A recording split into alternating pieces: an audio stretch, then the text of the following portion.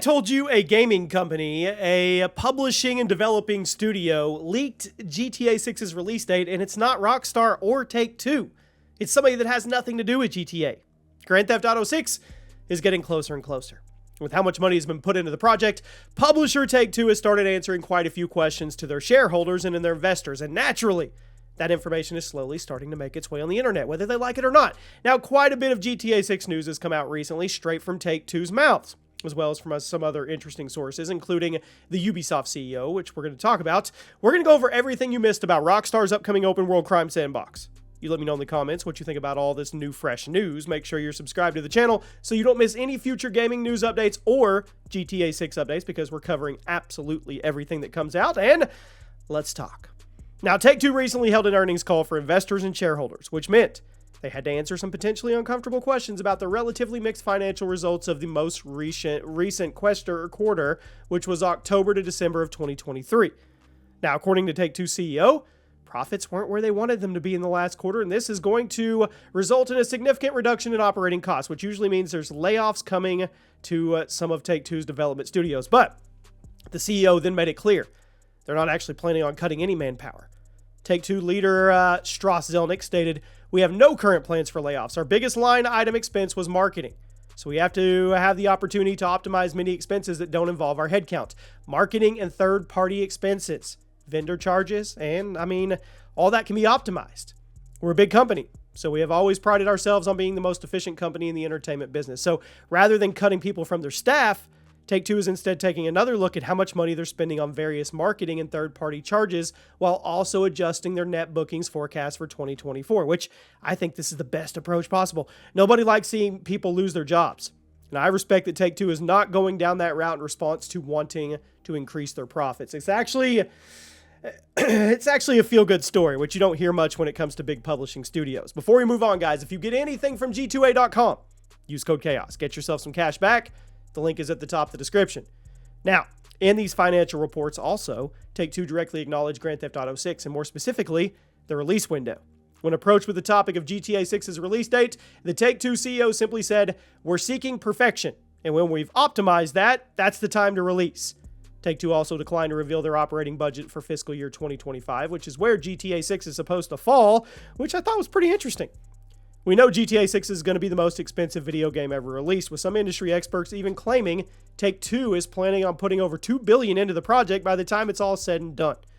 But it seems that after the less than stellar financial report in this most recent meeting, the CEO probably didn't want to immediately turn around and confirm the sheer amount of money that they've sunk into a game that still doesn't come out for a year or two. Now, obviously, we all know GTA 6 is going to make the budget back no matter what, but I do see the logic here from Take-Two's point of view. It just wouldn't be a really good look for them to announce a bunch of cost-cutting plans and budget reductions and then immediately confirm, hey, we're spending $2 billion on one game. Then again, Take-Two also once again stated during this meeting that fiscal year 25 is going to be a record high for their revenue, confirming they're expecting to bring in $7 billion in net bookings during that time period. And remember, the Take-Two CEO has publicly confirmed that GTA 6 is launching in fiscal year 2025. They also said when they report their quarter 4 fiscal year 24 results, they'll share more details about their specific expectations and their outlook for fiscal year 25. So they're definitely going to be a bit secretive about the details for that fiscal year, likely because they don't want people like you and me pulling too much information from these meetings and potentially figuring out when GTA 6 is actually going to launch. But all of this comes back to the fact that GTA 6 is certainly scheduled for fiscal year 25, meaning it's not been delayed.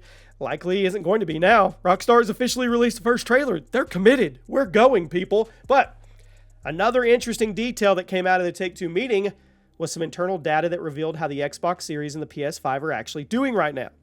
Sony and Microsoft are usually a bit hesitant to reveal numbers on their consoles, but since Take-Two is planning on releasing GTA 6 on the Xbox and PlayStation, not the PC, they were able to pull some exact numbers on the hardware sales, and according to the meeting, roughly 77 million 9th-gen consoles have been sold so far, roughly 50 million of those being PS5s, the other 27 million being Xboxes. Now, I know some of you are going to take that as an opportunity to start your console war in the comments, but keep it to a minimum, okay? Because the important takeaway here is that GTA 6 is going to launch, or go into launch day with at least 77 million potential buyers. That's a big deal, because leading up to the reveal of the game, A lot of analysts were expressing concerns about the potential buying base this game would have if Rockstar wasn't making a PS4 or Xbox One port, which I personally thought was silly. I mean, now we know, straight from the horse's mouth, at least 77 million, probably going to be closer to 100 million by the time it launches, is going to be an insane launch week sales. If only 10% of console owners buy GTA 6 on launch day, that's over 7 million copies sold in 24 hours. I think there's a very good chance that that buying rate is actually going to be higher than that. And obviously, a lot more consoles will be sold between now and that day. Now, in case you needed more evidence that everyone in the industry is confident about GTA 6 regardless of the console sales, the Ubisoft, you heard me right, Ubisoft CEO recently stated in their own earnings call that they're expecting GTA 6 to launch in 2025 after the month of March, but that they're actually expecting it to be a good thing for them as well, despite Ubisoft having nothing to do with the game. A Ubisoft investor asked the CEO how they were feeling about the company's 2025 lineup of games now that Rockstar and Take-Two have committed to launching GTA 6 during that year, and it would be safe to assume other publishers are starting to panic about Rockstar stealing the spotlight from anything they put out. But, surprisingly, the Ubisoft CEO replied, "What we've seen in the past is that each time there's a big release like GTA, there are more and more people coming back to the industry. That helps other games to sell well." Now, we see it for sure. We look at this and we're really organizing things around the launch of that game, which we do not know exactly when that's going to happen.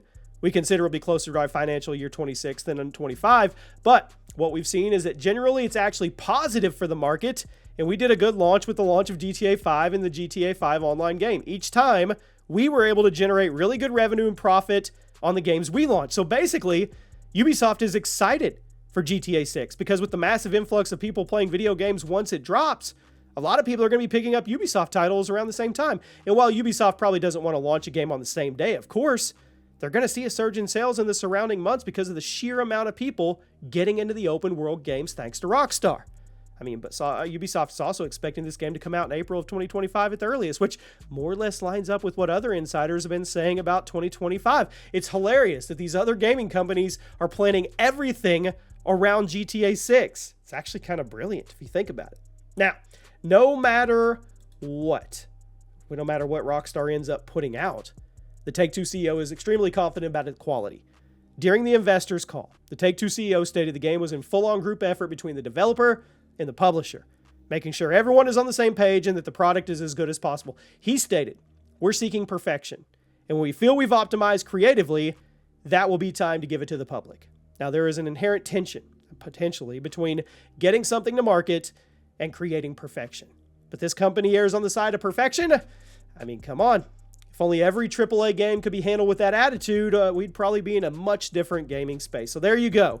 Ubisoft thinks GTA could launch in the spring, and they're planning all of their stuff around it. It's just crazy. It is a wild, wild time in the gaming world. GTA 6 has ripple effects on everything. Let me know what you guys think, and I'll see you soon.